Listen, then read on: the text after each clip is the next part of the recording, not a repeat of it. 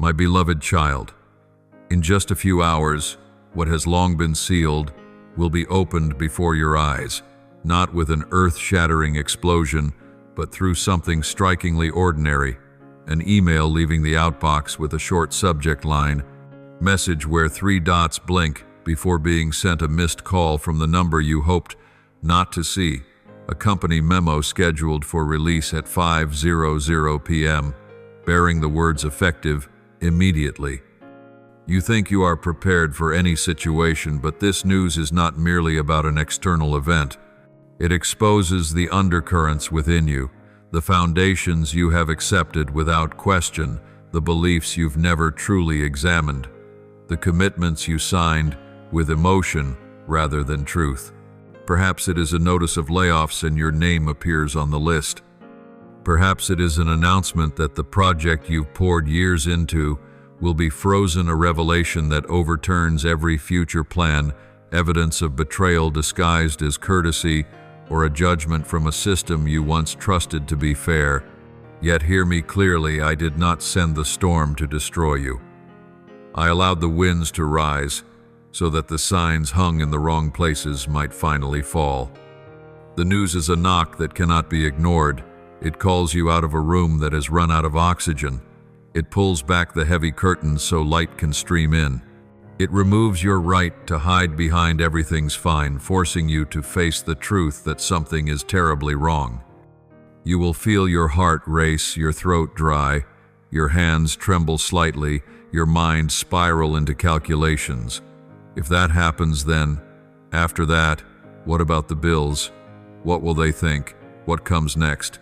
Those are the defense reflexes of a soul desperate to stitch the tear back together. But don't rush to grab the needle. Don't hastily turn a wound into a clumsy seam.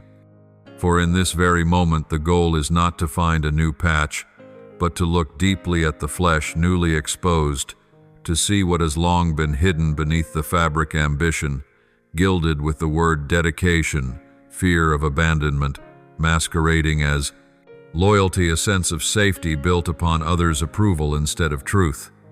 My child, I see the moment you open the attachment, scroll down to the confirmation line, tighten your grip on the phone, and draw a long breath to appear calm. I am right there, not to pull your hand away from the open button, but to hold your wrist as your pulse quickens and whisper. Do not let the words on the screen define you. Let truth anchor you. The news did not come out of nowhere. It followed a trail marked by signs you noticed, but dismissed, a postponed meeting, an averted gaze, a promise without a deadline, endless, temporary fixes, that faint unease you buried beneath polite laughter. I have spoken to you through gentle restlessness, like a distant bell, but the noise of your schedule drowned it out. So tonight the bell will ring beside your ear. You may call it a bad omen, but I call it revelation, a stripping away of what is not yours, so that you may return to what is.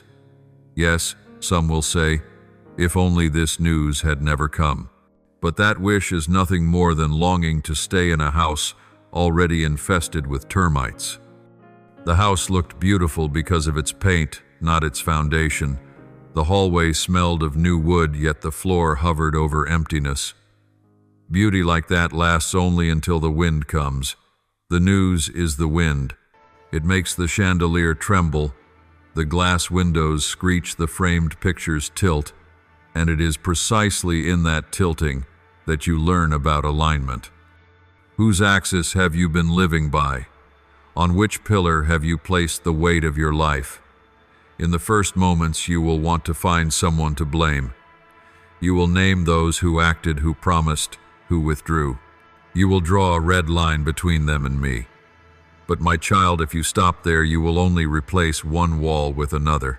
I want you to look deeper. The news reveals not only the hands of others, but also the pattern you helped. Build a pattern that idolized easy certainty. I am not saying they are blameless. I am saying this is an opportunity for you to loosen what has been binding you. For if you only replace the jailer but never break the door, you remain a prisoner still. Now slow down. Observe how your body reacts. It's the map of your soul. Where it tightens, it clings. Where it aches, it fears. Where it burns, a truth is trying to pass through but is stuck. Breathe as one learning to swim in an unfamiliar river. Do not thrash in panic, rise by releasing. You do not need to understand everything tonight. You only need to understand this. The news does not destroy your worth. It only destroys the old story about your worth, and that is good news wrapped in discomfort. Do you want to know why I allowed this to happen just a few hours before? Because timing is part of the message. If it came earlier, you would have denied it. If it came later, you would have grown numb. It came now because your heart is soft enough to hear, strong enough to endure, and wise enough not to return to the old bed. You are not a leaf blown away. You are a seed pushed out of familiar soil to meet the necessary space, the space of light, of water, of air. The pain you feel is not death, it is the cracking of the shell. The falling shell is a wound to the seed, but a condition for the sprout. You want safety that never breaks. I want life that always grows. The news is the surgeon's knife removing a shard of glass that has stayed too long beneath your skin. It hurts, but afterward you will no longer bleed without reason. Do not call the doctor cruel for cutting. Look at the gentle hand that bandages after. I am that hand. Tonight, you will pass through many stages: denial, anger, bargaining, sadness, and then acceptance. Do not despise yourself for visiting each. They are the rungs of the ladder you must climb to reach higher ground. Yet when you stand upon the rung called acceptance, do not hang a hammock there. Acceptance is only the riverbank you still must swim across. Swim away from identities that no longer serve truth. Swim toward the center that news cannot shake. You belong to me, not to a title, not to the eyes of others, not to a schedule written by someone else. Prepare a journal. Not to record the faults of others, but to note what rises from your own depths. When the wind strikes, what part of the news hurts most? What need within you does it touch? What hope did you place in something now gone hollow? Answering these questions, you will hear the undertone. You are being invited to leave the old harbor, and I will remind you of one sentence, a silent anchor amid the cold words on the screen. This news does not define you, it positions you. It draws you out of compromise to place you upon true coordinates. And from those true coordinates, every next calculation gains meaning. You may weep, so weep. Tears are the salt that cleanses the wounds of the mind. But after you weep, stand. Not to appear brave before the world, but to measure your inner height when stripped of the heels of success or praise. You will see you are not shorter, you are lighter, and lighter, you will walk farther. I am here beside the very moment your screen lights up. When you take a breath before pressing, read more, listen for this whisper within your chest. This is not a fall from my will, it is the door into it. My child, listen closely, for when the storm first begins, most will see only collapse, but I want you to see revelation. Storms never come without purpose. They are born to clear paths I never intended you to take. Every gust, every thunder, every flash of lightning carries the language of heaven, understood only by souls who know how to listen in stillness. That news, whether it comes as rejection, an unexpected result, or an undeniable truth, is used by me as a personal message addressed directly to you, signed by my own hand, not to make you despair, but to realign you. I know that in the very first moment, all you could see was a thick darkness, no way out, no light to guide you. But my child, let me turn on the light. What is happening now is not merely a disruption in your plans. It is a summons, a call from the realm of light, awakening what has long slept within you. Have you ever wondered why there are things I have warned you about again and again, yet you still held on to them? It is because I cannot take from your hands what you have not yet chosen to release. Sometimes I must allow a piece of news to arrive like a sacred collision, a painful but necessary jolt, so that you can no longer cling to what is quietly destroying your soul. I have seen the way you've tried to keep everything together, patching the fragments of something you believed could still be saved, repainting cracked walls in hopes no one would notice the fractures. But I saw them. I saw how the cracks were spreading, how exhaustion had settled deep in your heart. Each night, you had to pretend to be fine. And I knew if I did not intervene one day, you would lose yourself entirely in the quiet erosion of your spirit. So understand this: the news you just received is not the cruelty of fate, it is my mercy. I chose to shake things early so that you would awaken before you collapsed. Picture this: a dark, silent room lit only by a small desk lamp. Suddenly, a door bursts open, and a stream of light floods in, blinding you for a moment. Your first instinct is to close your eyes to shield yourself, to shut the door again. But just a few seconds later, you realize that light is not here to hurt you. It is here to reveal the truth. It shows you that the room was never as vast as you thought, that the world you believed you lived in was only 4 narrow walls. This piece of news is that open door. It doesn't bring darkness. It merely exposes the darkness that was already there. And remember this: my child, heaven never sends warnings without reason. Every shaking is orchestrated with intention, like a symphony composed with perfect timing. Each note, even the harsh ones, belongs to my grand harmony. When everything trembles, I am not losing control, I am conducting. You may not understand now, but I have never been absent in the chaos. While you tremble at what feels like bad news, I am adjusting every detail, aligning every fragment, so that when the smoke clears, you will see a more complete picture, a landscape where every loss has purpose, where every tear you've shed becomes rain that nourishes new growth. I know right now you cannot see any of that. All you feel is loss, your effort dismissed, your reputation shaken, your trust betrayed. It feels like everything is being stripped away piece by piece. But my beloved, do you know this truth? Sometimes, to give you what is real, I must first take away what is false. There are things you thought were blessings but were actually chains. There are people you thought were meant to walk beside you forever, but they were only sent for a single stretch of the journey. When you try to hold them back, you are clinging to a closed door, while I am calling you toward another, where light awaits. This news, then, is not destruction. It is divine separation. It has not come to rob you, but to refine you, to divide gold from sand, truth from illusion, light from shadow. Remember this: what is truly yours will remain. Only what does not belong to you will be swept away. Do not weep for what is left. It has not vanished.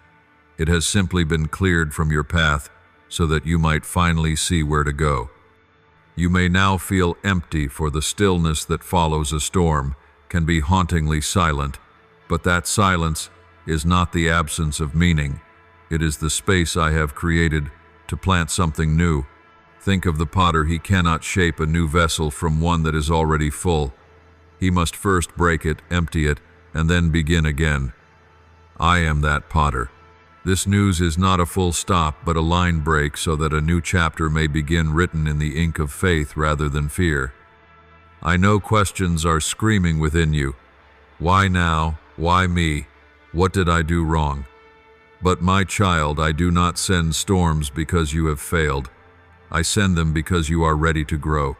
Like a tree, pruned by its gardener, not because it is dying, but because it is time for it to bear new fruit. I see the potential in you that you have not dared to believe in, and sometimes I must remove the shelter where you've been hiding so that you will finally bloom. This news is not punishment. It is the beginning of a miracle, the moment you are awakened to see yourself through my eyes. Look back on the path you have walked. How many times have you said, I trust God, yet still quietly tried to control everything? How many times have you prayed for guidance, but when I opened the door, you were afraid to step through? Now I am, asking you to choose to believe or to retreat. True faith is not born in calm rooms. It is forged in the howling wind and the trembling ground. For if faith cannot stand when everything falls apart, then it has not yet become faith. My child, when I say do not fear it, does not mean I deny your fear. It means fear has no authority to define the outcome.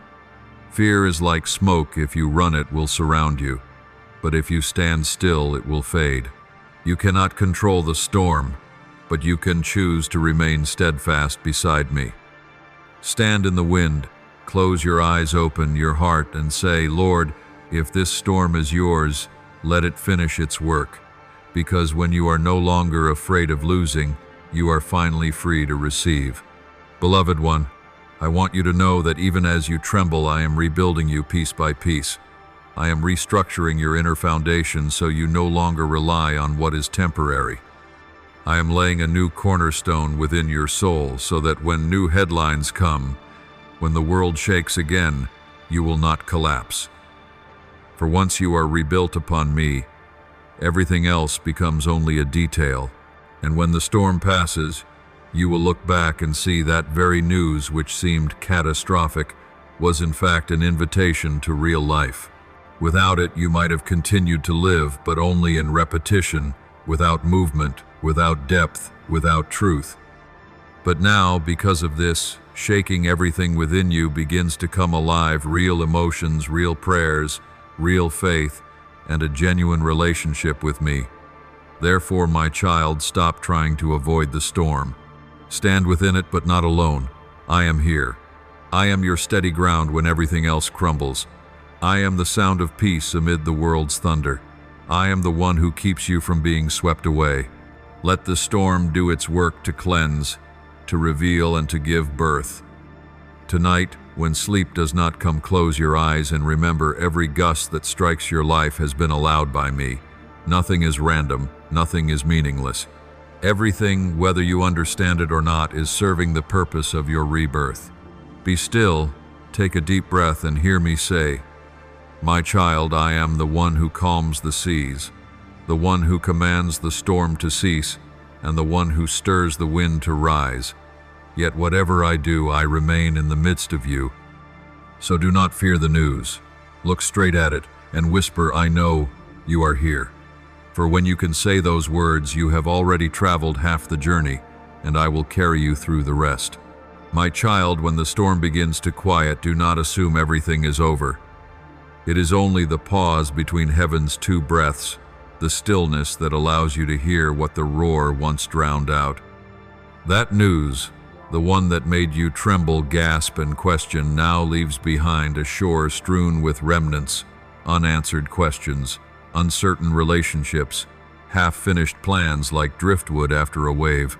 And amid that wreckage, I remain watching you with the gentle gaze of one who knows that what has fallen is not failure but a deliberate release. You see, the first thing a storm takes is not your home, your work, or those you love. It is the illusion that you were ever in control. You have grown accustomed to knowing ahead, to calculating every move, to building fences around your heart so that nothing unexpected could reach you. But I did not create you merely for safety. I created you for truth. And truth, my beloved, always begins with not knowing. Only when you admit, I don't know, do you open the door for me to lead. When you know everything, you no longer need me. But when you confess your blindness, I can perform miracles. That news, the one that shook you, is in fact my invitation for you to move from knowing to believing. I know you have wept, perhaps quietly, perhaps in the night when no one saw. I have counted every tear. None of them are wasted. They are washing away the dust of pride from your soul. I do not despise tears. They are the first language of truth your spirit speaks. When you cry, it means you have stopped pretending. You no longer strive to be the strong one, the rational one, the one always in control. You have returned to simply being my child, held in the Father's arms, with nothing left to prove. And there, in that place of weakness, true strength is born. For faith does not grow in the soil of pride, but in the ground of surrender. You may ask, but Father, why must I go through the storm to learn that lesson? Why must I experience loss to know what is true? Because, my child, the storm is a teacher that peace can never become. Peace brings comfort, but storms bring clarity. In peace, you are tempted to believe you have control over everything. In the storm, you realize your very breath depends on my hand still holding you. I do not send storms to destroy you, but to open your eyes to a deeper level of trust.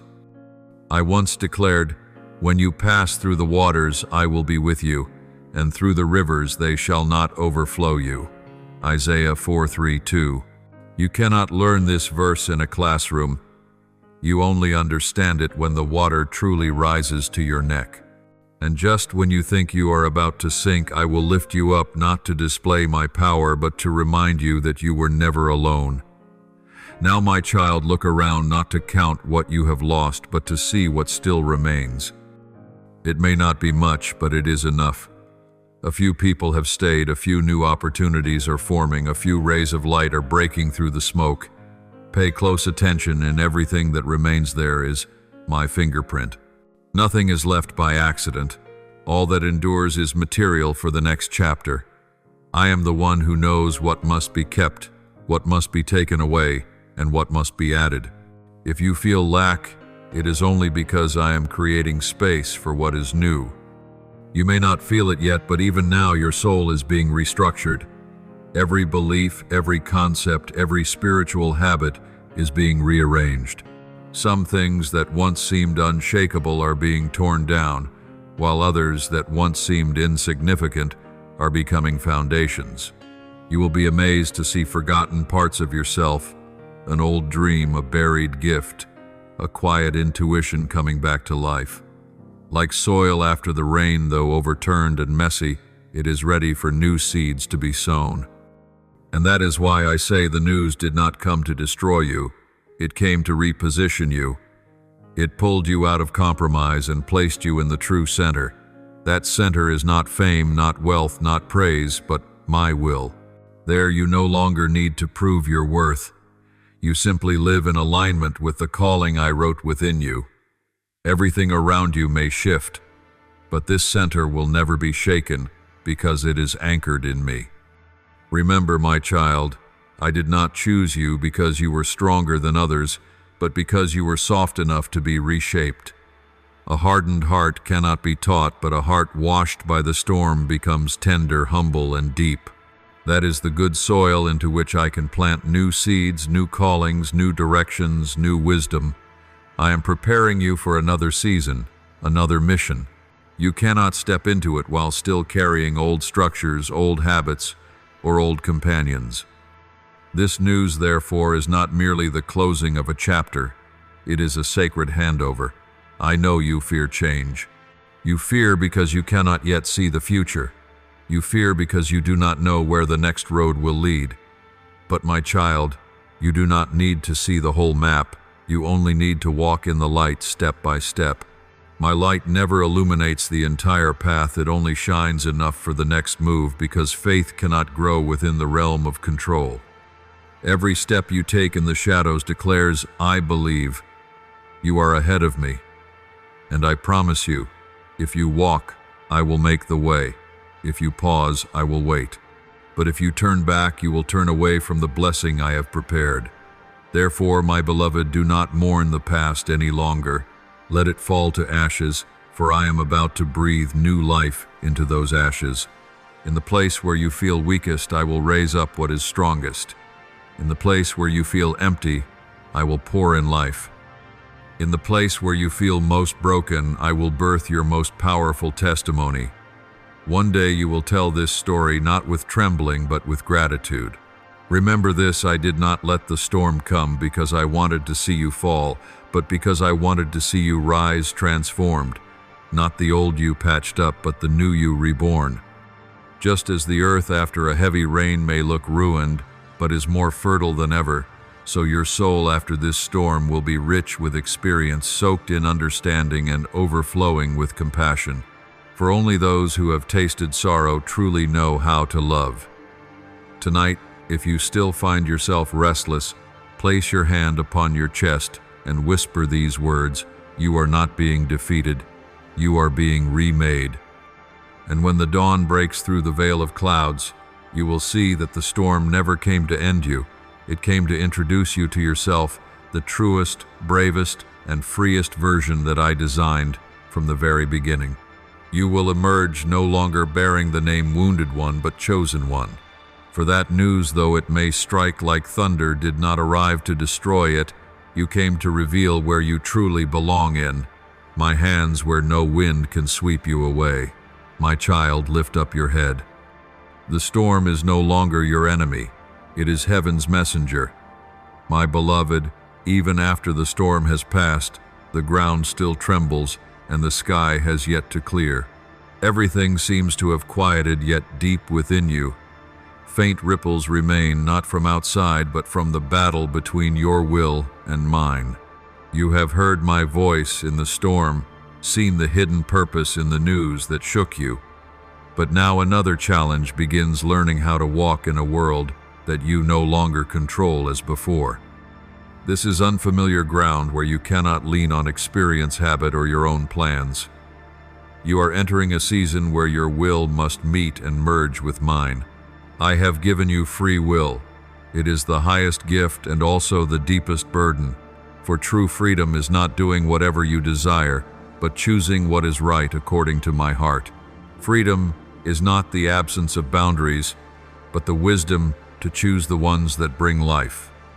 And here in this fragile moment, you are learning the greatest lesson of all, that your will and intention are not enemies, but must meet like two rivers, merging to form the stream of destiny. You have your part in the story, and I have mine. When the two touch, miracles unfold. But if either tries to control, the whole chaos will follow, where everything seems right, yet nothing brings peace. You may think that the spiritual life is only about believing and praying, but no, my child, it is also about learning to collaborate with heaven. I did not write a script for you to memorize. I wrote an invitation for you to co-create with me. Every action you take, no matter how small, echoes in the unseen realm. Every time you choose forgiveness over bitterness, you are changing the atmosphere of your soul and the world around you. Every time you walk in integrity through darkness, you illuminate a hidden corner where others have not yet dared to shine their light. Each time you choose to trust me instead of fear, you activate something in the spirit realm that no eye can see. So I tell you this, every decision made in faith is rewriting the very trajectory of your life. But it is for this very reason that I see your weariness. You feel caught between two voices, mine gentle, yet unwavering, and fear's loud and urgent.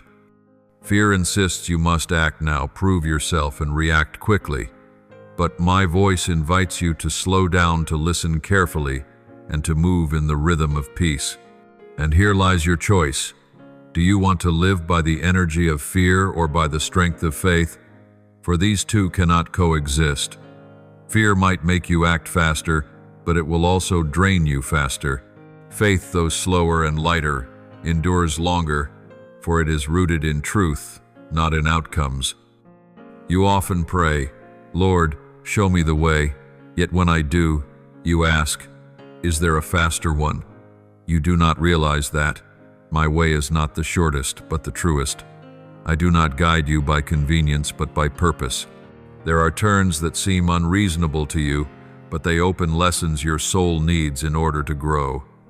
I do not measure your journey by distance, but by the depth of your transformation. So when you find yourself on a winding path, remember, it is mine. It is the road where the light of understanding is being forged in the darkness of trial. My child, in the collision between human will and divine intent, there is always an in-between space, a sacred threshold, where you are no longer who you once were, yet not fully who you are becoming. It is the most delicate and dangerous place, for everything is being shaken. Faith is tested, emotions are stretched, and reason is challenged. But understand this, when the ground is being plowed, it is not a sign of destruction, but of preparation. I am breaking open the soil within you, so that new seeds can be sown. And do you know it is precisely when you think you have lost everything that you are being prepared for the harvest to come? I see how you strive to discern my will in every circumstance. You read the signs, you compare, you ask, is this a door or a wall? And I smile because you do not yet see that sometimes a door looks like a wall only because it has not been opened from within. Some things can only be understood when you dare to draw near. Faith is not waiting until the door opens before you move. Faith is stepping forward because you know the door exists. If you wait until everything is clear, you will remain forever at the threshold of hesitation. But if you dare to walk even by the faint light of a single promise, you will see me unveil the way before you, little by little, like dawn breaking through layers of cloud. Faith and action, will and surrender. These are not opposites, but the two heartbeats of the same soul. Faith without action is dead, but action without faith is hollow. You are not called to do in my place, but to walk with me. Imagine yourself rowing a boat beside me. You hold the oar, but I command the waters. If you stop rowing, the boat drifts. If you fight the current, it rocks and falters. But if you row in rhythm with the flow, you will feel the wind align the waters calm and the destination emerge naturally before you. My child, this is what I want you to remember. Your will is not meant to oppose mine, but to cooperate with me. I gave you the gift of choice, not because I need your permission, but because I want your participation. True love never coerces, it invites. I do not desire servants who obey out of fear, but children who act out of trust. When you choose to follow my word freely, that is when you truly understand the meaning of power. And there will come a time when you look back and realize that the choices I led you to, the ones that once terrified you or kept you awake at night, were the very turns that brought you closer to your destiny than ever before. What you once thought were coincidences were in truth meticulously woven into heaven's design. No step was wasted, no detour meaningless. I have used your will, your failures, even your resistance, to weave the grand tapestry of grace. So do not fear when you cannot understand my ways. You do not need to understand in order to believe. You only need to believe in order to understand. Everything I do has purpose, and every choice you make in faith is recorded in heaven. Walk forward not by the light of certainty, but by the flame of trust. I am writing this story with you, not the story of one swept away by circumstance, but of one who co-creates with God, transforming circumstances into destiny.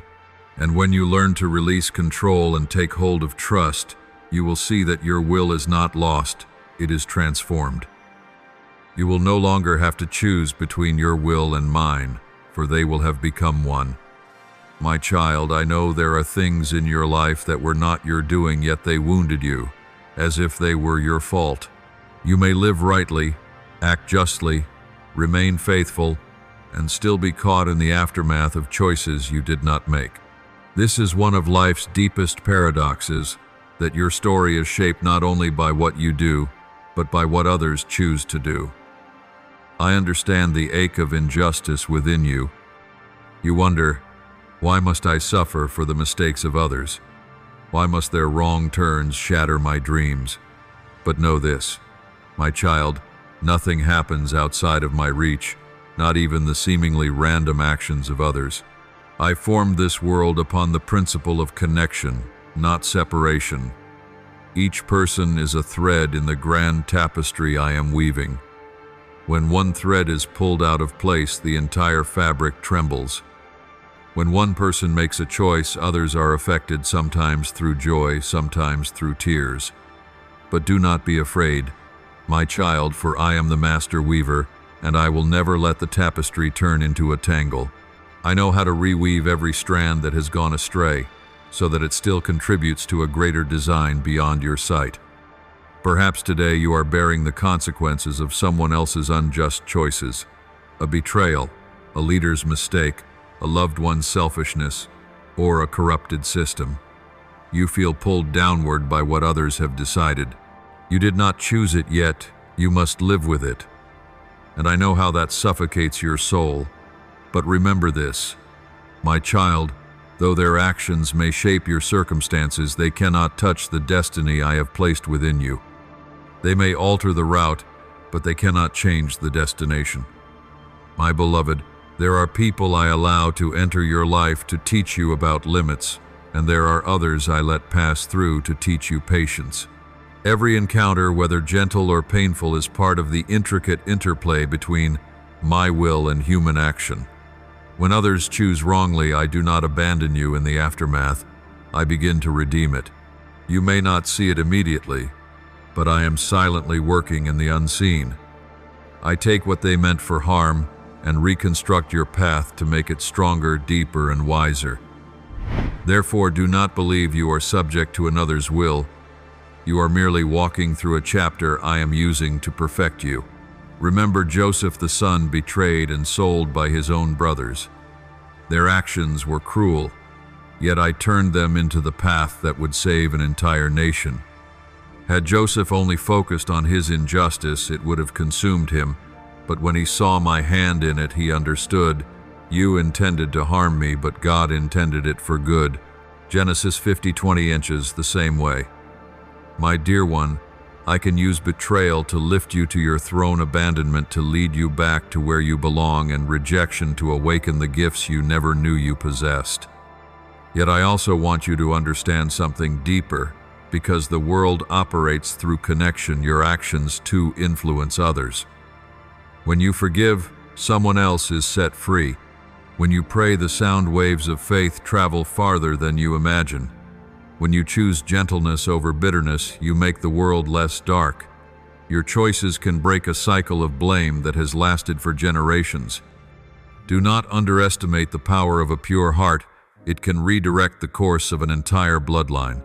My child, I placed you within this web of connection not so you would be bound by it, but so you could become a source of healing within it. I know there are times you wish to withdraw, to live apart, to escape the impact of others.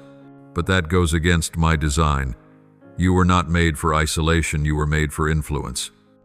This world does not need another invisible soul, it needs you, the one who carries light, capable of reaching its shadowed corners. And I tell you truly, my beloved, the actions of others may wound you, but they cannot destroy you unless you allow them to define you. You cannot control others, but you can choose your response. Your response is the meeting point between your will and mine. When you respond according to the Spirit, instead of the flesh, you shift the current of the whole story. You may not stop the waves, but you can choose to swim toward the light. I have seen countless souls trapped in bitterness, believing that their lives were destroyed by others. But my child, I tell you this, no one can destroy what I have created unless you surrender to resentment. Resentment is the door that opens to captivity. Forgiveness is the key that unlocks freedom. Forgiveness is not the denial of pain, but the act of placing it in my hands, so that I may use it as raw material to create blessing. Imagine this: when others act wrongly, their actions are like stones thrown into a lake. But if I am that lake, I know how to turn ripples into reflection. Every action, whether good or evil, when it touches me is transformed. And because you are in me, you are also covered by the same transforming power. Do not fear the wrong decisions of others, for I can rebuild from any fragment. However, do not let that make you passive. Trusting in my will does not mean standing still while life unfolds.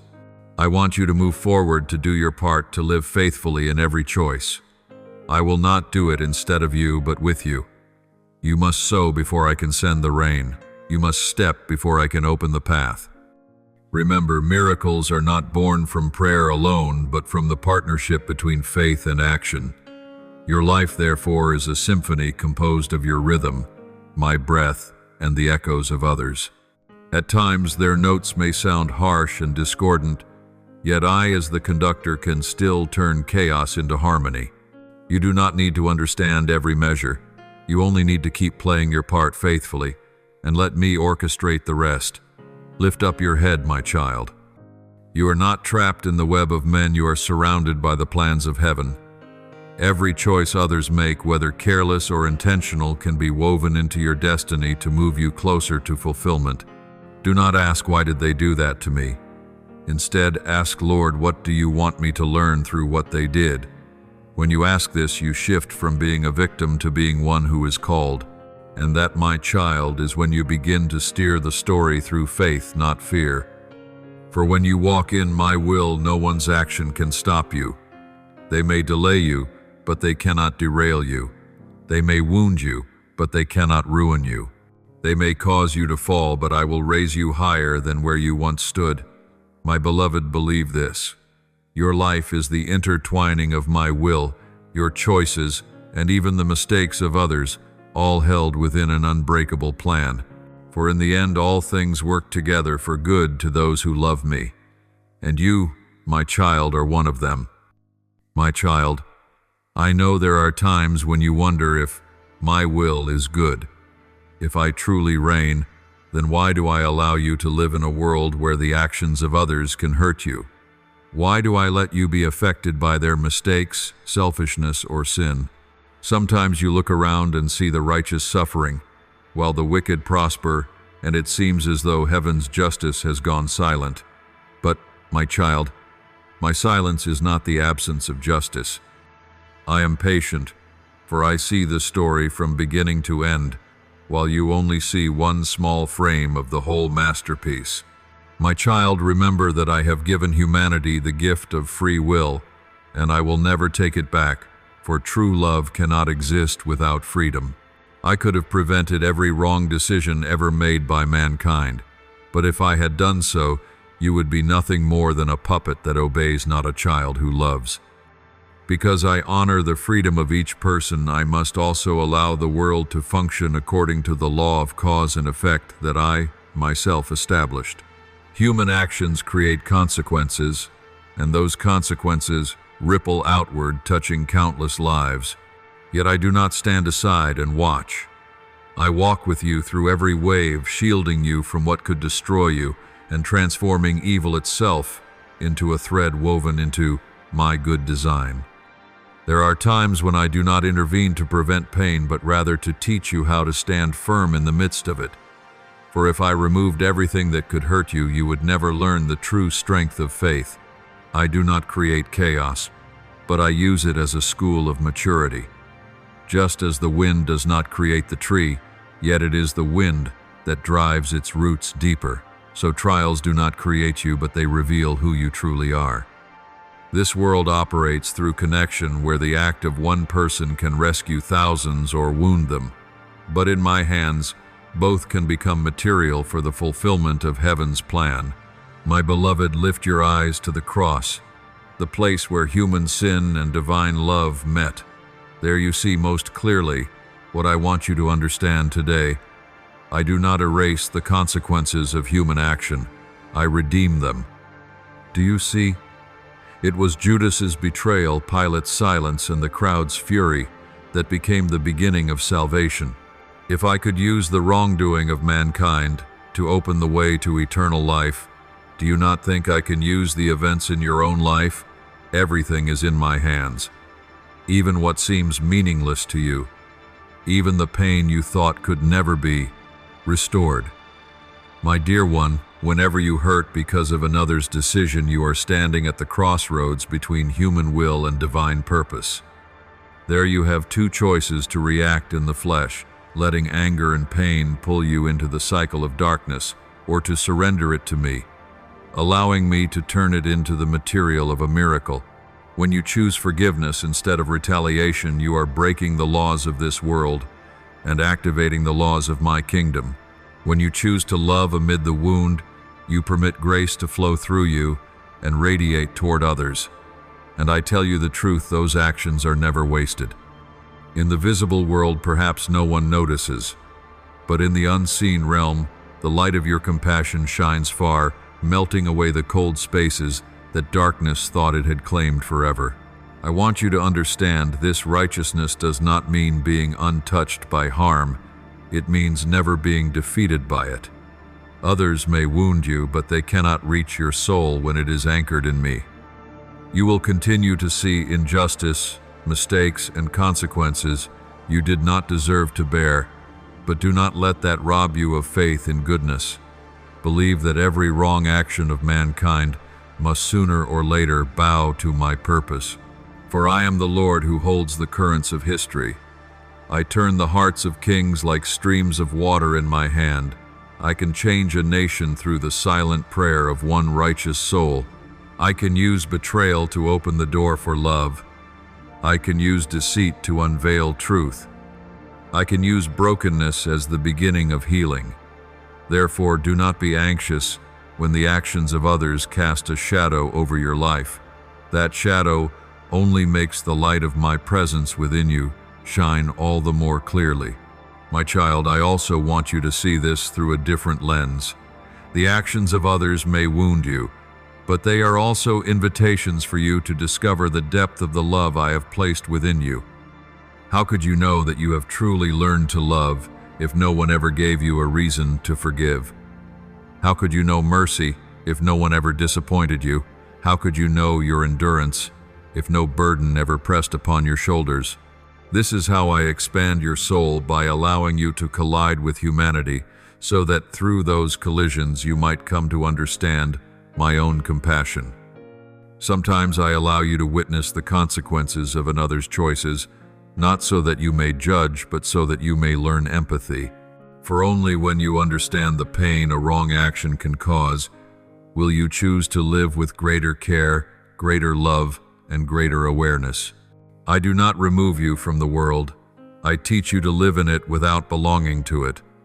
I let you walk among the crowd, but I do not let you be swept away by its current. And one day when you look back, you will see that those collisions did not leave you as broken as you once believed. They merely revealed the contours of your soul more clearly. Each scar became a delicate carving on the stone figure I am shaping. Every wound you endured became a sculptor's touch that made you more alive, more real, more reflective of my image. And when my work is complete, you will understand every influence, even the smallest, was used by me to perfect the masterpiece called you. My child, there are storms that do not rage over the sea, but erupt within your heart. No thunder, no lightning, yet everything inside feels shattered.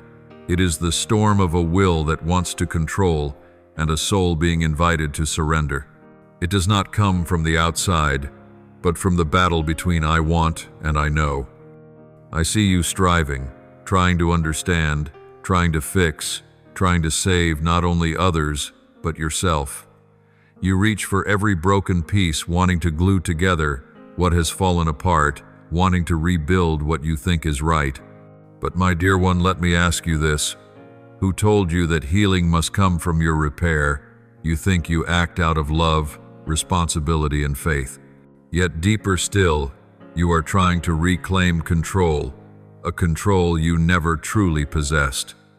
You believe that if you could only understand, you would be less afraid, that if you could control it, you would be at peace. But peace does not come from grasping tightly. It comes when you dare to release.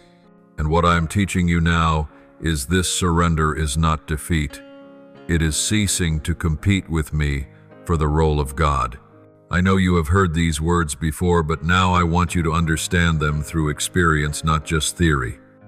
You are standing in the whirlwind of things you cannot control: the person you love drifting away, the work you poured yourself into collapsing, the prayer you've whispered for so long still unanswered.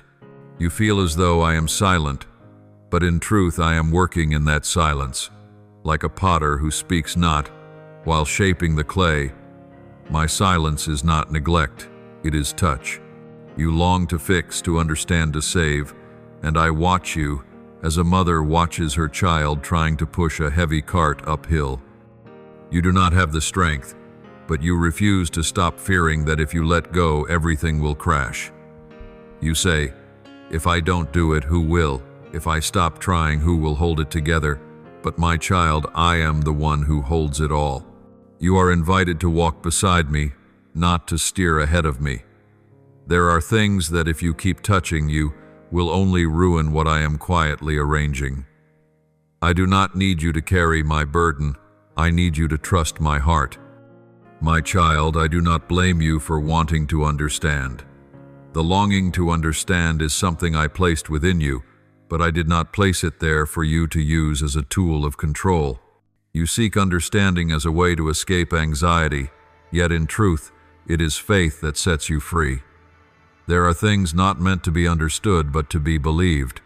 Understanding allows you to walk when you can see clearly.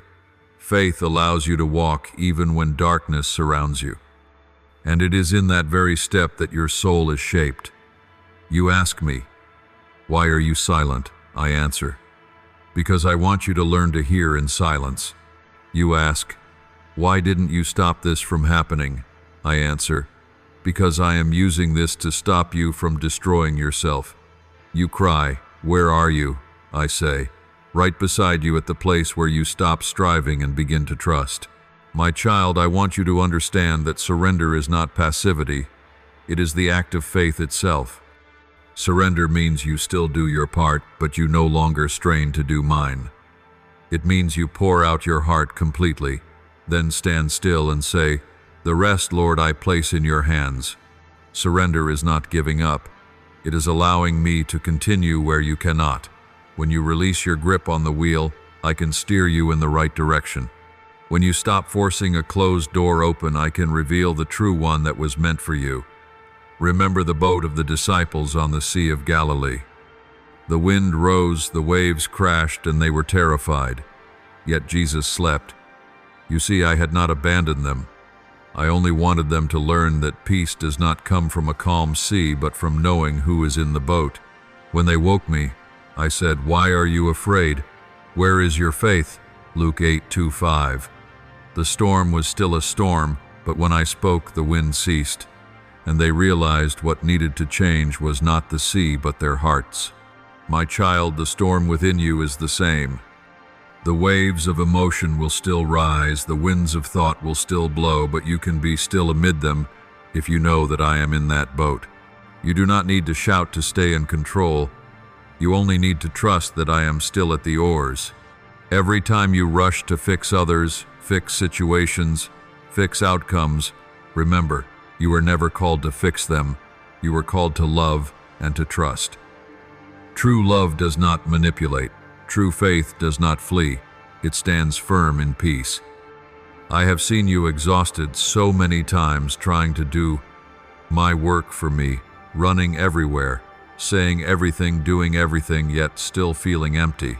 You thought you were serving, but in truth, you were trying to save what I had already ordained to fall away.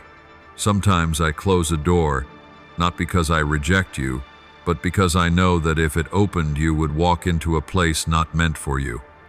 When I say, "Let me handle it," it is not to push you aside, but to let you witness the power of stillness. Surrender is not a skill. It is a way of life.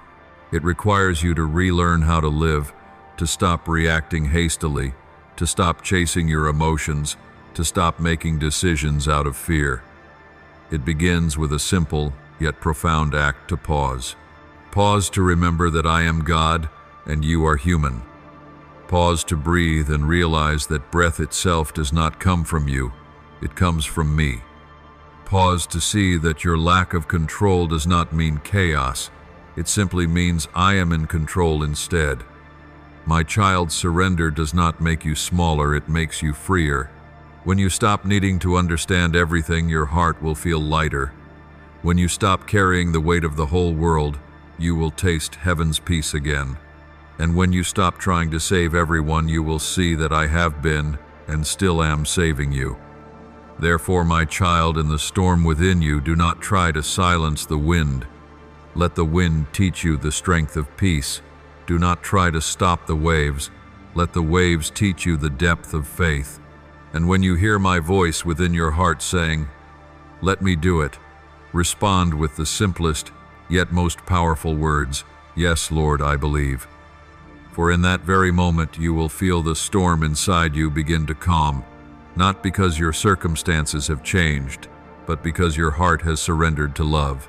My beloved, when you let go, miracles begin to move. While the world teaches you to hold tight, to fight, to prove yourself, I tell you, let go. For only when your hands release the wheel can I steer the vessel according to the course I have set since the beginning of time. Imagine yourself falling into deep waters. Your instinct drives you to thrash, to kick, to fight for breath, to save yourself. Yet the more you struggle, the deeper you sink. Water fills your lungs, your body weakens, and you feel yourself slipping away. But in that very moment, when all strength is gone, you begin to rise. The water ceases to be your enemy and becomes your support.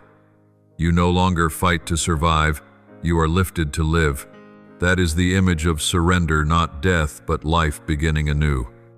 It is when you stop striving, stop controlling, stop trying to save yourself, and allow me to lift you up. My child, this is the secret. Every soul mature in faith understands. Surrender does not strip you of power, it unlocks it. When you release what you fear to lose, you are entrusting it to the only one who can keep it whole. When you stop trying to prove your worth, you begin to live in the true value I have already given you. When you cease trying to fix everything your way, you open the path for me to make all things right in heaven's way. But I know this is not easy. Your soul has been shaped in a world where control is worshipped and surrender is condemned. You were taught to rely only on yourself, to be strong, to hold on tightly. Yet look back. My child, how many times has holding on stolen your sleep, exhausted your heart, and made you feel distant from me? You have gripped so hard that the very things you loved began to break in your hands. That is why I call you today, not to make you weaker, but to free you from the burden you were never meant to carry. My beloved, there is a difference between giving up and surrendering. Giving up happens when you have been defeated. Surrender happens when you realize you no longer need to win. Giving up is quitting from exhaustion. Surrender is entrusting out of faith. Giving up sees failure. Surrender sees my hand. When you surrender, you are not withdrawing from the battle. You are transferring command to me, the one who has never lost. And when I raise the banner, you no longer fight alone. You fight from a victory already won. Remember Jesus in the Garden of Gethsemane. He knelt down, his sweat falling like drops of blood, and said, "Father, if you are willing, take this cup from me. Yet not my will, but yours be done." Luke 2:2-4-2. Those were not the words of weakness, but the declaration of pure strength. In that surrender, the power of salvation was revealed. Heaven itself trembled, not because a man fought, but because a man knelt.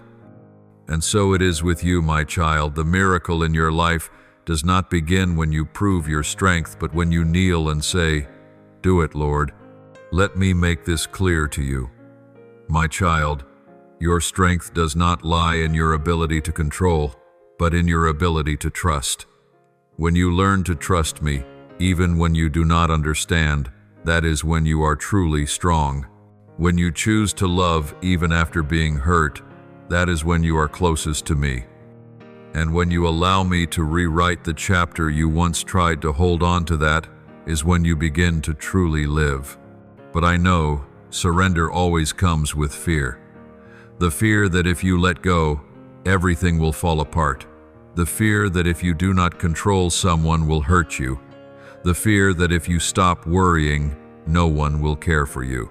Yet, my child, I am the one who keeps the earth spinning, the sun rising, and the waves rolling, all without your hands upon them. You think that if you stop worrying, everything will collapse. But in truth, things only begin to unravel when you try to control what already rests safely in my hands. You have wondered, if I do nothing, is that really faith? I tell you, sometimes the greatest faith is the courage to stand still. When Israel was chased by Egypt from behind and trapped by the sea ahead, Moses cried out, and I said, "Stand still, and you will see the salvation of the Lord." Exodus 1:4-1-3. Do you see? The sea only parted when they stood still. Miracles are not born out of panic, but out of the restfulness of faith. My beloved, there is a sacred moment of exchange. I want you to step into the moment when you stop saying, "What must I do?" and begin saying, "The Lord will do it." When you accept that I do not need your advice, only your trust, you will see doors open that no one could open before. For miracles do not require your strength, only your surrender. You once prayed for me to change others, but instead I changed you. You once asked me to calm the waves, but instead I taught you to sleep through the storm.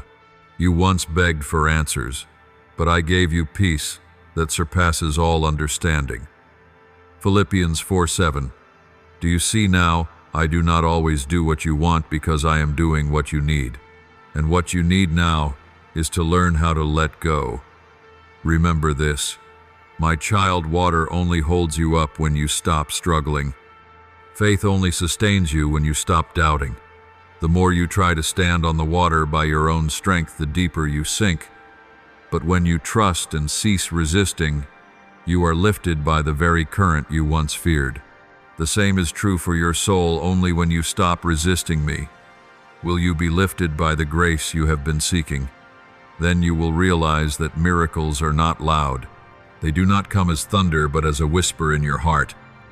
They do not always change your circumstances, but they always change how you see them. You will begin to see that what once terrified you now becomes an opportunity to believe deeper, that those who once hurt you now become your teachers of compassion, that the losses which once broke you now become the soil for resurrection. My child, when you have walked to the very end of reason and strength, when every path is closed, when your prayers no longer sound like words but like broken breaths in the night, that is when true faith begins. For true faith does not demand solutions. It finds peace in the unknown. In this world you are taught that peace comes when everything is in order, when you have answers, when doors open. But in my kingdom, peace is not what follows stillness. Peace is what I give in the midst of chaos. You have believed that faith is the power of those who do not fear, but no, my child, faith is the courage of those who still tremble, yet keep walking. You thought faith was the confidence of those with a plan, but in truth, faith is the surrender of those whose only plan left is me. When you no longer lean on your own understanding, when you can no longer direct your steps, and when your strength runs out, that is when you are truly believing. For faith does not require you to be strong, it only requires you to lean on my strength. My child, I do not need you to appear strong when your heart is breaking. I do not need you to force yourself to look steady when you are trembling inside. I do not count the number of times you fall. I only watch to see if you still choose to return. I do not need your strength. I need your trust. For faith is not born from power, but from resting in my unchanging love. The more you strive to be strong, the farther you drift from me. Yet when you dare to be weak within my arms, you come closer than ever before. I see you as you try to find a way out of the fog of uncertainty. You long for a light that will reveal the entire road ahead, but I give you only a small lamp, enough for one step at a time. Because if you could see the whole path, you would no longer need me. If you knew everything in advance, faith would lose its meaning.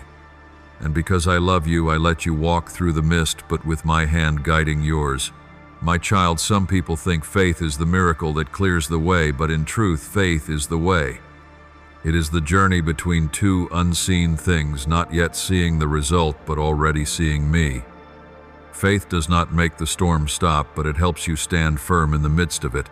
Faith does not instantly change your circumstances, but it changes how you see them. And when your perspective changes, everything else follows. Do you remember when Peter stepped out of the boat? He did not walk on water by his own strength, but because his eyes were fixed on me. When he began to look at the waves, he started to sink. But when he cried out, "Lord, save me," my hand immediately reached for his.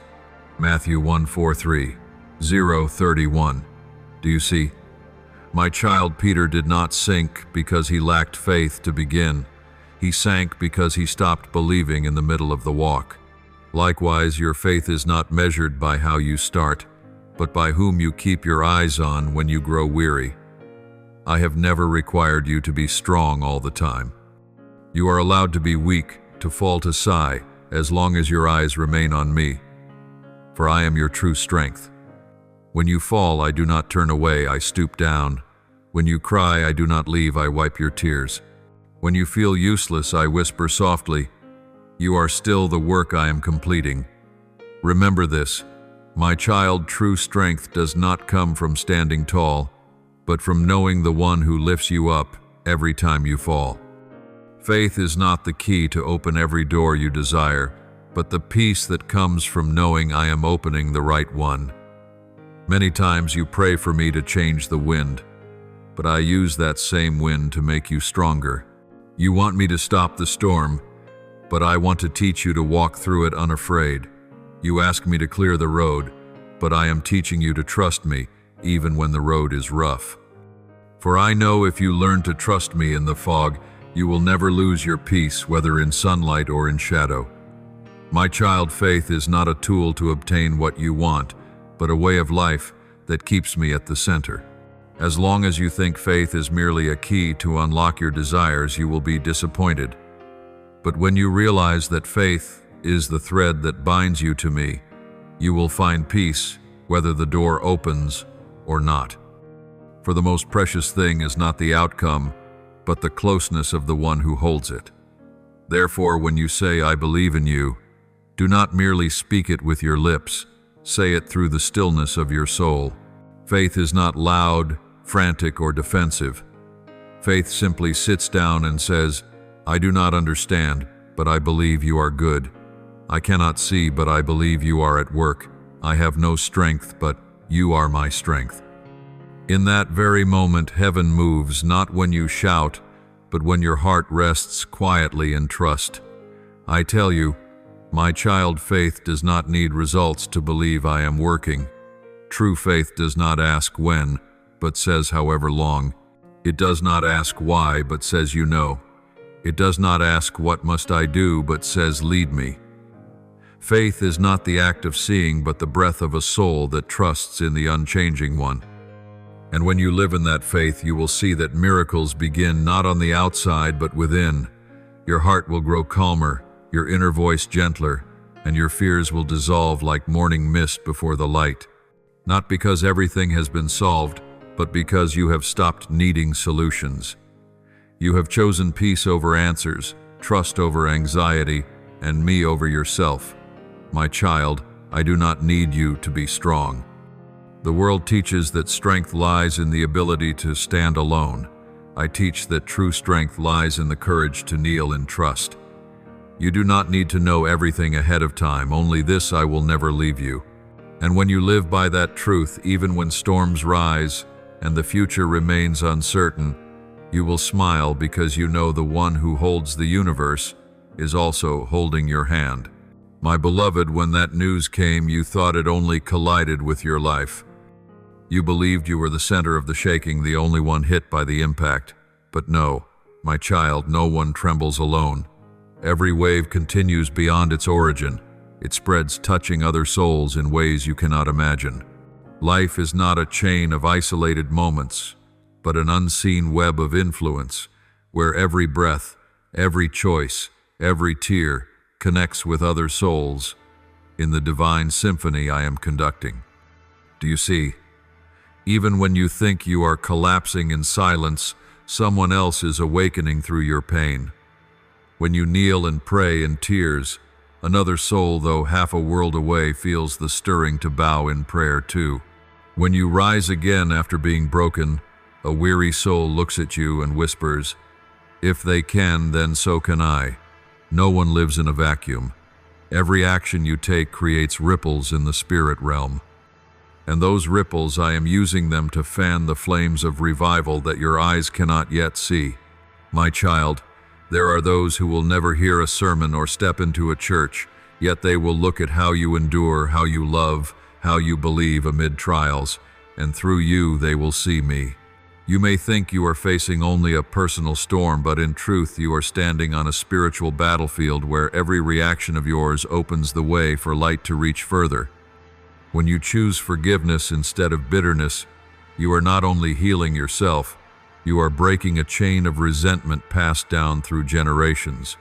When you choose to believe, you are rebuilding faith for those who once lost it. And when you lift your head after the pain, you send a signal to the world that light still wins. I want you to understand this. Your life does not belong to you alone. Every time you walk through a trial, you are opening a path through the wilderness for others to follow. Every word you speak, every small act of faith you do, whether it is a prayer whispered at dawn or a quiet gesture of kindness, echoes far beyond what you can imagine. Like a seed that falls into the ground and disappears from sight, it is not lost. It is growing in secret, preparing to rise into a harvest you cannot yet foresee. Do you remember Job? He once thought his suffering was merely a private struggle between him and me. Yet his faithfulness in pain became a lighthouse for countless souls through the centuries. They read his story and found hope amid their own ruins. Likewise, what you endure today, though it may seem meaningless, though it may drive you to tears and solitude, is kindling a flame for a generation that has not yet known me. So never underestimate the value of your pain. It is not just a test, it is the catalyst for the transformation of many souls. My child, I did not create humanity as scattered islands, but as one living body. As it is written, if one member suffers, all suffer together. If one member is honored, all rejoice together. 1 Corinthians 1:2-6. Do you see? When you are wounded, the whole spiritual body feels it. And when you are healed, your light spreads outward, bringing healing to others. Every time you rise again, a part of the world rises with you. You may not yet see who is being touched by your story, but I see.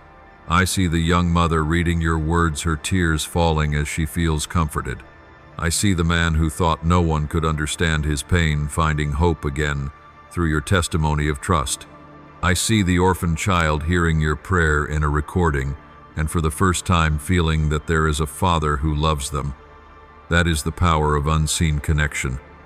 Sometimes I allow one person to bear trials, not because they are weak, but because they carry within them the strength to lead others. I place you there not to make you suffer, but to entrust you with the role of a pioneer. Like the first candle that must burn to light the next ones, you are called to shine, to let your flame pass from soul to soul, until the whole room is filled with light. Do not think yourself invisible just because no one notices your effort.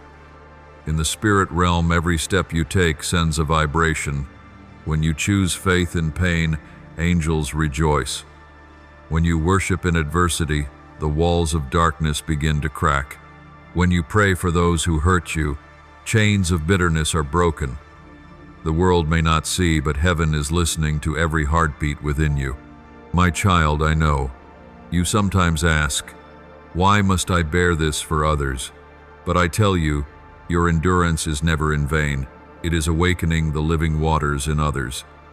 You cannot measure the reach of a surrendered soul, but I can. And I have already ordained that what you go through today will become tomorrow's inspiration for someone else. When they are weak, they will remember you, the one who believed when there was nothing left to believe in. When they fall, they will look to you and see that you stood again. Remember this, beloved, that message did not touch only you. It was the first ripple of a greater wave. A touch from heaven never stops at one point. I am using the shaking in your life to awaken sleeping hearts, to rekindle those who have grown cold, and to open the eyes of those who live under the illusion of control. You thought it was a personal trial, but in truth, it is the sound of revival's bell. And I speak to you with the deepest love. Do not try to silence this ripple, let it spread. Let your light shine through the cracks, and let your story resound as a testimony to the world that God is still moving among men. No one trembles alone, and you are not alone in this journey. You stand within a divine network where every soul is connected, and through the trembling within you, I am awakening many others. My child, there are things so small that the world may never notice, yet they shake the heavens. A sigh in solitude, a prayer whispered through tears, a faint breath that murmurs, "Lord, help me," all of these reach the throne of heaven. Not a single prayer goes unheard, not a single tear falls in vain. I count every drop, I keep every word, and I use each cry as material to rewrite history. You think that prayer only changes your heart, but you have not yet seen it fully. Prayer changes the flow of the world. In the spiritual realm, every word you speak releases a sound, and when that sound is born of faith, it reverberates through the heavens, striking down walls that humans deem unshakable. I have placed that power within your mouth because prayer is not merely the voice of man, it is the echo of the divine through your lips. When you pray, you are not speaking alone, you are resonating with the very heart of heaven. My beloved, there are prayers that seem unanswered, yet they are being gathered like underground rivers, waiting until the fullness of time to burst forth into waterfalls. You pray and then grow weary when you see no result, but I tell you, truly no prayer is ever lost. A single prayer can pass through generations, touch those not yet born, and alter the destiny of nations. When Abraham interceded for Sodom, that prayer still echoed through history, becoming the foundation of my patience and mercy through the ages. When Moses wept for Israel upon the mountain, he did not merely save a people, he laid the cornerstone of a covenant. And when you pray today, whether in a small room or in the loneliness of the night, you are doing the same, touching history with the voice of faith. You do not need to be a leader or bear a title or hold influence. I only ask for a true heart, for heaven does not respond to position, it responds to surrender. My child, I know there are nights when you cry without words. You only sob, stay silent, clutch your chest, and hope that I will understand, and I do. The Spirit Himself intercedes for you with groanings too deep for words. Romans 8:2-6. Every heavy breath you take is an intercession in the unseen realm. I hear the rhythm of your heart, for there is no distance too great between you and me. The things you cannot say, I understand completely. The prayers you do not know how to form, I am already transforming into perfect petitions. There will be moments when you do not see results, and discouragement will visit. You will ask, Lord, do you hear me? I want you to know that I always do, but I answer in ways that protect you, not merely please you. Sometimes I say yes, sometimes not yet, and sometimes no. But even my no is a higher yes, a yes to goodness, to the future, to the maturing of your soul. For I see from the beginning to the end, while you are standing only in the middle of the journey. My child, there is something I want you to understand when you pray. You are not merely speaking to me. You are partnering with me. Every petition you lift becomes a thread I weave into the grand design of redemption. When you pray for others, I reach them through your very words. When you intercede for your nation, I begin to move political doors, decisions, and hearts in power. When you pray for a lost soul, I orchestrate what seems like random encounters that are in truth divinely arranged through your prayer. It is no coincidence that Scripture says, "The prayer of a righteous person is powerful and effective." James 5:1-6, when you kneel, the world shifts. When you say, "Your will be done," the seemingly unchangeable begins to move. You may not see it, but in the spiritual realm, the map of history is being rewritten.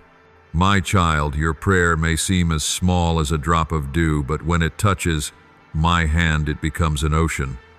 There are walls that will only fall because of your intercession. There are doors that will only open when you whisper, "Your will be done." There are souls who will only be saved because you stand between heaven and earth and plead on their behalf. Never think that you are wasting time when you pray, for it is in those very moments that I am working most powerfully. Do you remember Daniel? The moment he began to pray, An angel was dispatched, though he had to wait 21 days to see the result. A battle broke out in the unseen realm because of a single prayer he spoke. Likewise, my child, every time you say, "Lord, heaven stirs," I send angels to deliver messages.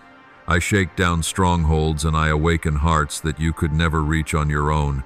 But you must also know this prayer does not only change circumstances, it changes you. When you pray, your heart begins to align with mine.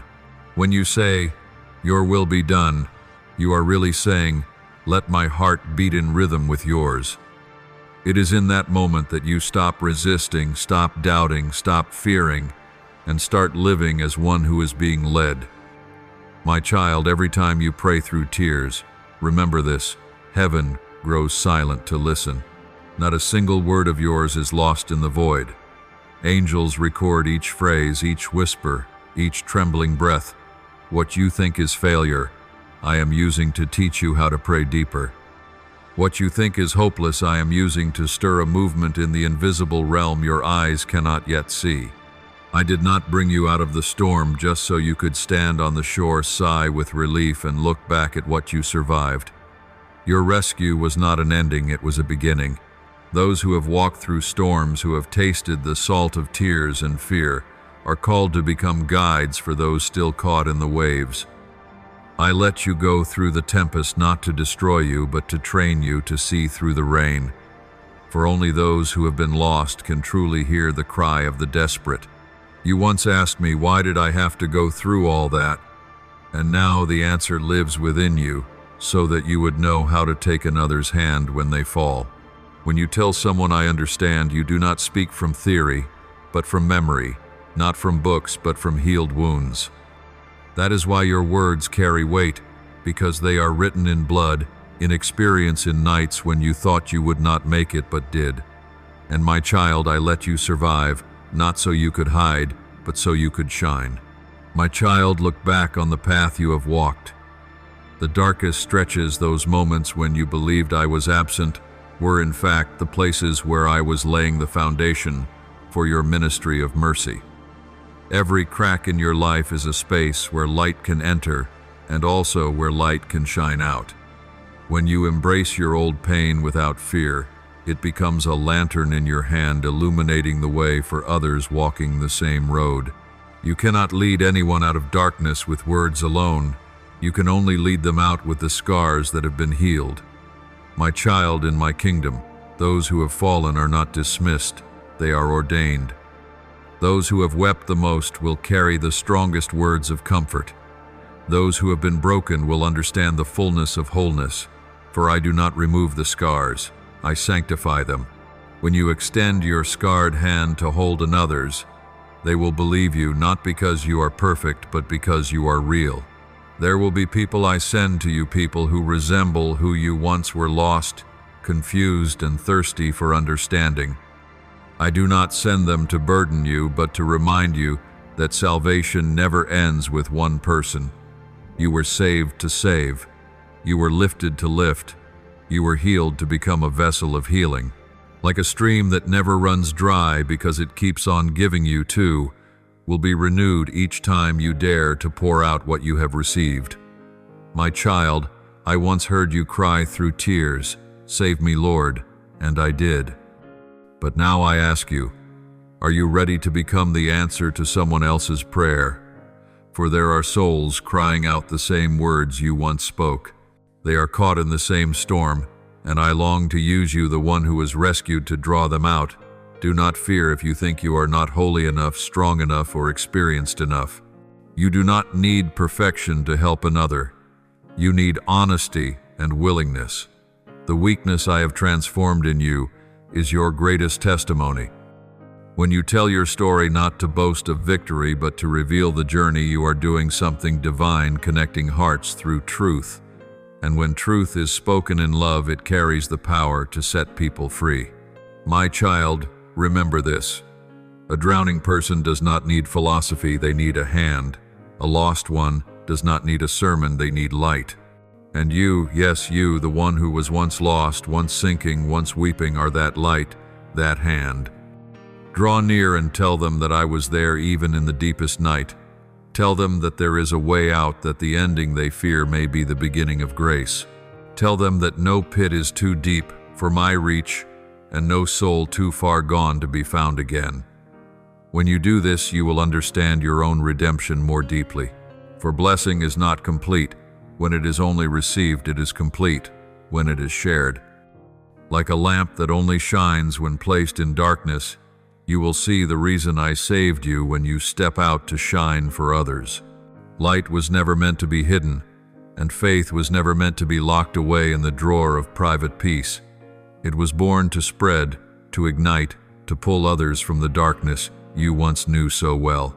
My child, I did not save you merely to survive. I saved you to become a living sign of hope. The world is full of those drowning in the same storm you once endured. They do not need someone to tell them that everything happens for a reason. They need someone to sit down, hold their hand, and say, I understand because I have been there. When you do this, the Holy Spirit within you is at work, and every soul you comfort becomes proof that my grace has never stopped flowing. You may think you cannot change the world, but I do not ask you to change the world. I ask you to start with one person, one who is weeping, one who has lost faith, one who is waiting for someone to say that light still exists. And when you do, you will witness the miracle. Your life will expand. For the more you give, the more you receive. The lower you bow, the higher you rise. And the more you help others out of their storms, the deeper you will step into peace. My child, I know there are wounds in your life that still ache when the wind passes by. There are memories you thought were buried deep, yet a single voice, a familiar scent, or a piece of music can bring them rushing back like a storm. You once asked me through tears, why did you let that happen? You wanted an explanation, but I did not bring an explanation. I brought a redefinition. For I do not remove pain, I recreate it. You see, the world looks at pain as an ending, but in my hands, it becomes the raw material for new creation. What others meant to destroy you, I use to restore you. What they meant to break you, I use to shape you into the form I designed. As I once spoke through Joseph, you intended to harm me, but God intended it for good. Genesis 5:20. It was through betrayal that Joseph was positioned to save a nation, and so it will be for you. My child, the very thing that makes you weep today may become the very thing I use to rescue many tomorrow. Do not fear your pain. It is not evidence of my absence. It is the proof that I am working in the deepest layers of your soul. I do not cause the wound, but I will not let it go to waste. If you place that pain in my hands, I will turn it into a tool. I will use what once made you fall to make you stand stronger than ever before. Think of a violin. Its sweetest sound comes only because its strings are stretched, pressed, and made to tremble. Likewise, the tension within you is not meant to destroy you, but to draw out the melody I placed inside your soul.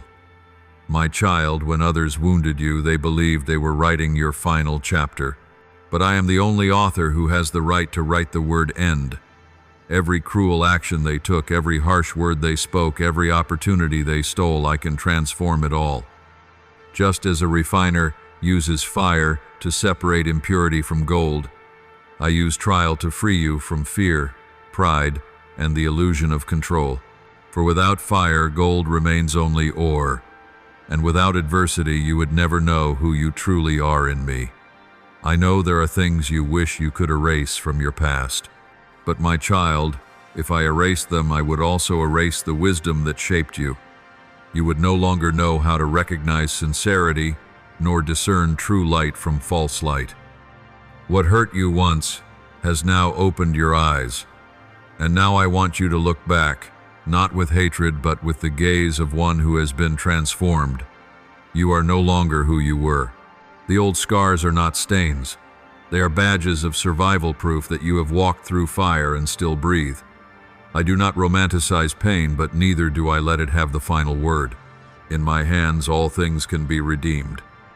A betrayal can become a lesson in discernment. A loss can open space for something new. A closed door can redirect you toward the place I truly intend you to go. If you choose to see through the eyes of faith, you will find my hand even in the fragments of what once seemed broken beyond repair. My child, I never promised that you would never be wounded, but I promise that every wound will be used. Every tear will be exchanged for deeper understanding. Every place where you have been pierced, I will allow a scar to grow in the shape of hope. I do not repair the past by erasing it. I repair it by writing beyond it. I do not remove the chapter you wish to forget. I add new ones that give that chapter meaning. So do not fear evil. Do not let the darkness make you forget that I am still the light. The wicked may scheme, but I am the one who allows, and when I allow, it is never without purpose. I never lose on the chessboard I myself have made. Whatever move they make, I can still turn it toward good. Remember this, my beloved, no one can destroy your life while you are in my hands. They may cause you to fall, but I will turn your fall into the very springboard that lifts you higher. They may cause you to lose, but I will teach you how to find what is true. They may cause you to weep, but I will transform your tears into seeds of resurrection. And when people look back, they will marvel and say, what seemed like defeat was in fact the doorway to victory. My child, there will be days when you look around and wonder, why do bad things happen to good people? Why do the deceitful remain at ease while the truthful suffer? That question is not new. It has been asked since the days of Job by those who stood amid ruins and still lifted their eyes to heaven. And today I tell you, not with philosophy but with truth written in fire, the fire does not come to destroy but to refine. You thought I was only present in the light, in blessings, in laughter and success. But in truth I am also in the ashes, in desolation, in the days that seem meaningless. It is in the fire that I reveal myself most clearly. For fire not only reveals the endurance of a thing, it exposes its essence. When gold is placed in the furnace, the flames do not devalue it. On the contrary, they melt away the impurities and leave behind its purest form. So do not fear the fire. Do not see the trial as a curse. It is a sacred rite of purification. My child, you once asked me for strength, and I did not place a sword in your hand. I placed you in a battle. You asked me for patience, and I did not pour it into your heart. As a gift I made you wait. You asked me to teach you love, and I did not do it with sweet songs. I sent you people who were hard to love. For I do not bestow virtue through miracles. I build virtue through process. And that process often looks like fire. But it is not a fire meant to burn you. It is a fire meant to remove what no longer belongs to you. The greatest pain, my child, is not in loss itself, but in watching what once felt safe being set aflame. Yet hear me, whatever can be burned was never your foundation. What is true in you, your faith, your kindness, your loyalty, will never be consumed by fire. It will only shine brighter. Like a diamond, only when it is cut does it begin to sparkle. That is why I do not keep you from the fire. I walk with you in it. Do you remember the 3 friends of Daniel? When they were thrown into the furnace, I did not extinguish the flames, I stepped into them. They came out, their clothes unburned, their hair unsinged, and upon them lingered only the fragrance of heaven. So it is with you, my child. I do not promise to put out the fire around you, but I promise that it will not harm you. It will only burn away the chains, not your soul. It will break the shackles, not break you. Sometimes you see others cause you pain. They are the hands of men, but behind them is my design. Not because I agree with their wrongdoing, but because I am powerful enough to use what is wrong to accomplish what is right. When Joseph was sold by his brothers, I did not stop them, but I used their betrayal to place him in the very position where he could save a nation. If I were to block every evil act, you would never witness the power of redemption. And if you never lost anything, you would never learn what it truly means to be found. My child, I know you want everything to be simple, white to be white, black to be black, right to be right, wrong to be wrong. But the world does not move in straight lines. It unfolds through the curves I have drawn, where darkness and light intertwine, where evil seems to triumph, but ends up being overturned by its own hand. Everything you are going through, both the beautiful and the painful, is coming together in a vast tapestry that only I can see in full. Remember this, my child, true faith does not demand understanding, it demands trust. Trust that even when everything seems chaotic, I am still weaving a sacred order. Trust that even when others do wrong, I can still turn it into what is right. Trust that no hand, no matter how malicious, can touch you beyond the boundary I allow, and if I allow it, it is because I am using it for your good. Look back, my child, on the years behind you. How many times did you think it was the end only to discover it was the beginning? How many times did you think a closed door was the end of the road only to realize it was the right turn? If I have done that before, do you think I cannot do it again? I am still the same yesterday, today, and forever.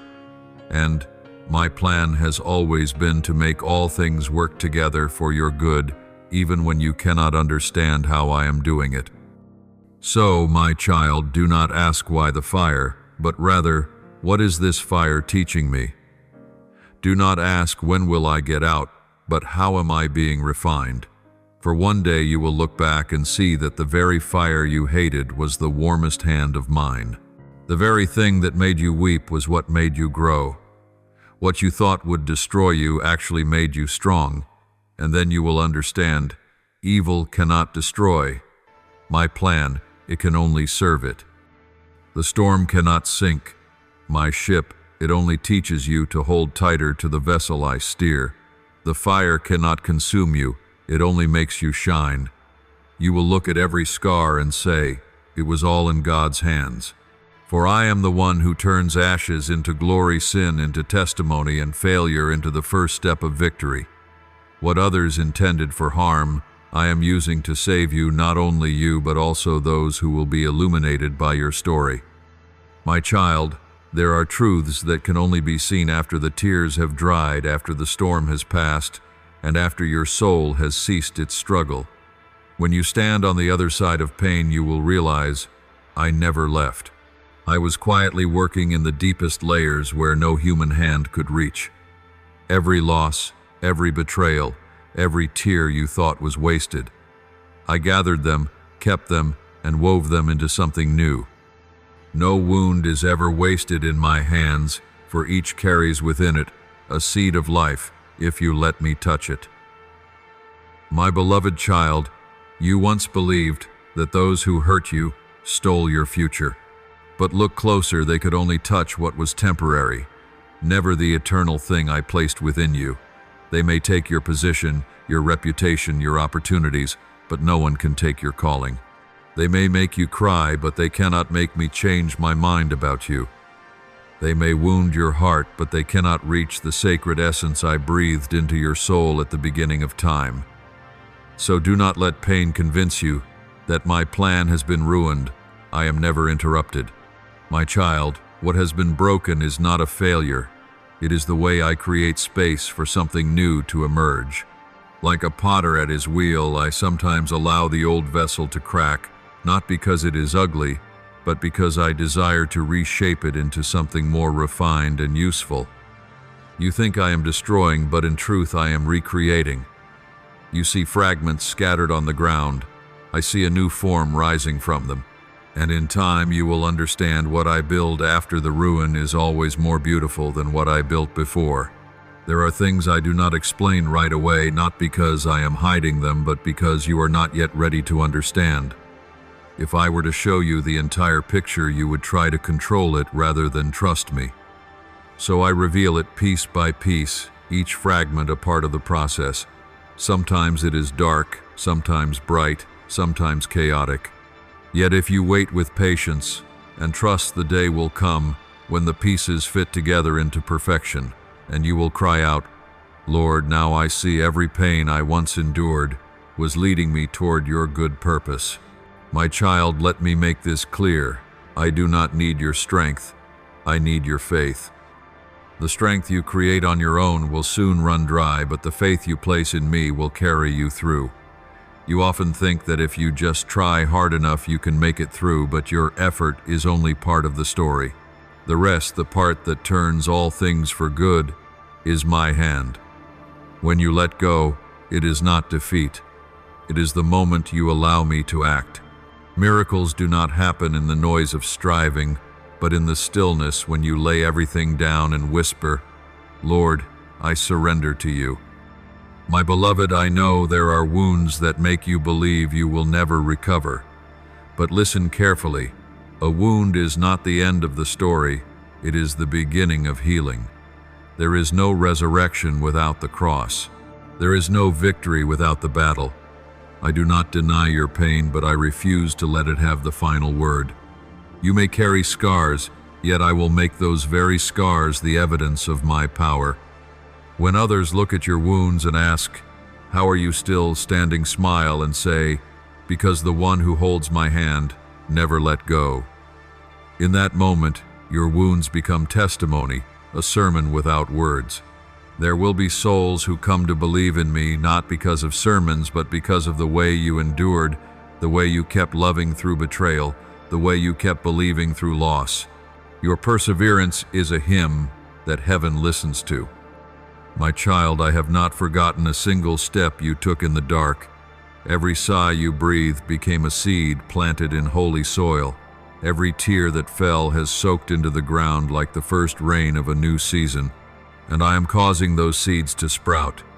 They will grow into joy, peace, and strength.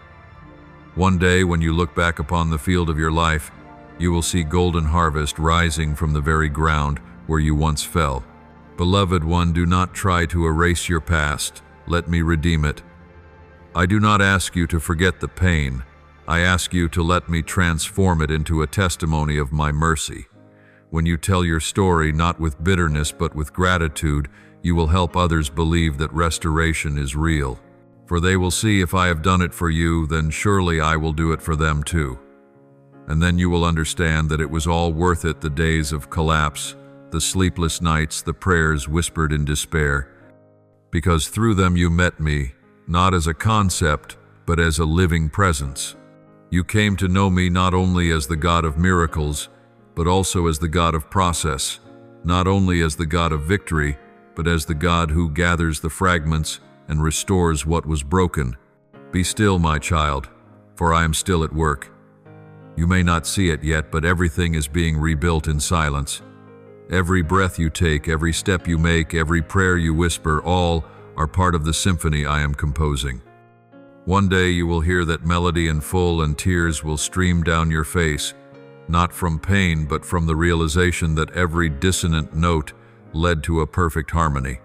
My child, after all the storms, after the news that shattered your heart, after the nights when you thought you could no longer breathe, now I want you to pause and listen to the sound of dawn.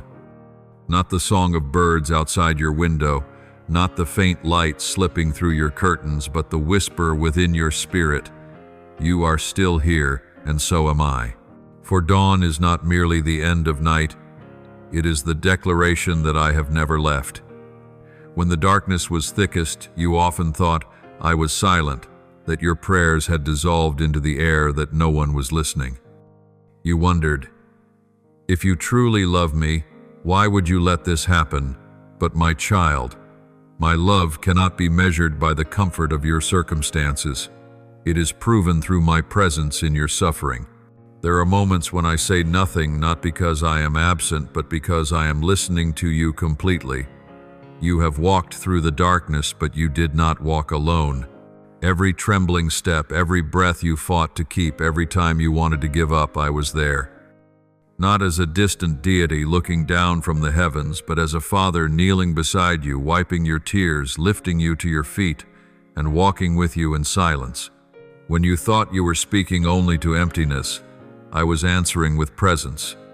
When you said, I can't anymore, I whispered, I know, but I can. My child, the night is not your enemy. It is the classroom of faith. Darkness takes away the outer light, so you may learn to see with the eyes within. It teaches you to hear my voice without seeing my form, to walk when there is nothing left to hold. In the night, you learn that true light does not come from around you, but from where I dwell within you. And only when you realize this does the dawn find its meaning. Do you remember those nights when you prayed and saw no change? Those nights when your pleas seemed to fall against cold walls. You thought nothing was happening, but everything was shifting in silence. For I work in stillness in places unseen by human eyes, where the soul is being reconstructed piece by piece. Like a seed hidden in the soil, no one sees it yet. It is cracking, opening, taking root. You thought it was the stillness of death, but in truth it was the whisper of life beginning again. I know, my child, you once believed that the worst thing destroyed you. But look closer, it only stripped away the false layers to reveal the truest part of who you are. It made you weaker in human terms, yet stronger in spirit. It took away your confidence in your own ability, but taught you to trust in my power. It showed you that you cannot control, but I can. And in that moment of surrender, the miracle began. My child, you have come farther than you think. I have seen you choose to believe, even when weary. I have seen you continue to pray when all feeling has faded. I have seen you choose to love, even after being hurt. That is true faith, the kind that asks for no proof. It does not blaze like a flame, but endures like embers that glow quietly through the night. That faith has kept you alive, and now it is opening the door to a new season. For dawn is coming, my child. It comes not with noise or display, not with the sound of drums or the rush of celebration. It comes like breath, gentle yet certain. The first light does not blind you. It touches softly, as if even heaven and earth know that you have walked through much and now need a light that knows how to be tender. That dawn is the reward for your endurance, not a material prize, but the renewal of your soul. You will begin to see that everything old is falling away. Fears that once clung tightly now lose their meaning. Memories that once made you tremble now become testimonies. Wounds that once made you ashamed now shine like inlaid jewels on the vessel of restoration. You will no longer see your life as a string of misfortunes, but as a symphony written in both light and shadow. My child, this is the moment I want you to understand one thing.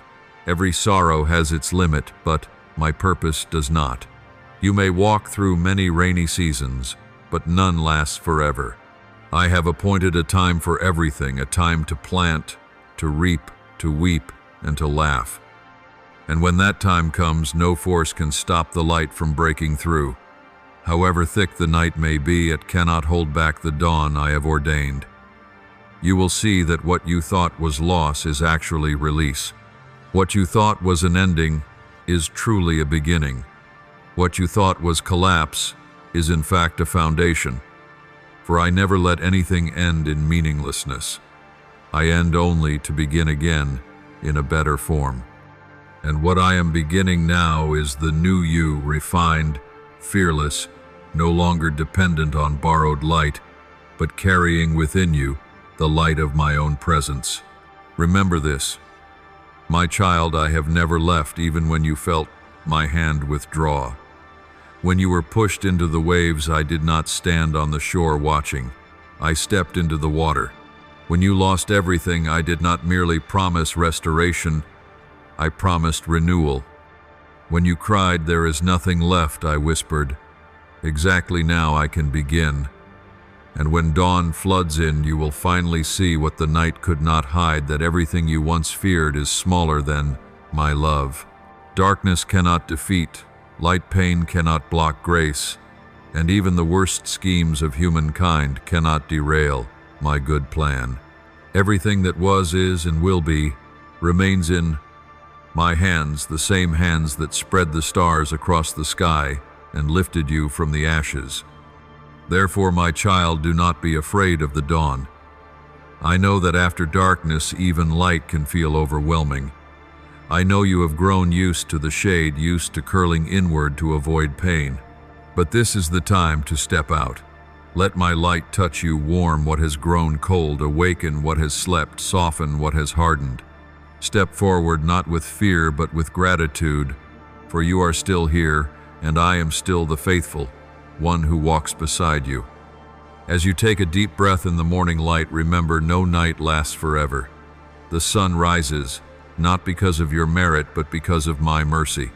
Dawn does not need your effort to prove itself, only your willingness to receive it. And every morning you open your eyes is not just a new day, but a testimony that my love still endures, that my promise still stands, and that my plan still unfolds. So my child, do not merely survive, live anew.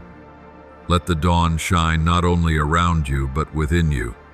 Let the light of forgiveness, of faith, and of gratitude illuminate every corner where the night once lingered. For you were not only called out of darkness, you were called to become light. And when you stand in that dawn, you will understand the deepest truth, that no moment of darkness was ever wasted, for it became the ground upon which the brighter light was born. You will know that I am not only the God of the morning, but the one who walked with you through the night. This dawn is not the reward for your strength, but the mark of my faithfulness. My child, step into the new day not with a fearful heart, but with profound gratitude. For everything you once lost I can rebuild. Everything you once feared I can turn into blessing. And every shadow you have walked through I will transform into testimony. The dawn is not merely the end of the night, it is proof that I have never left and that I never will. Thank you for listening to today's message. Please subscribe and turn on the notification bell so we may continue to receive the living word together, build unshakable faith, and walk in the boundless love of God. Amen.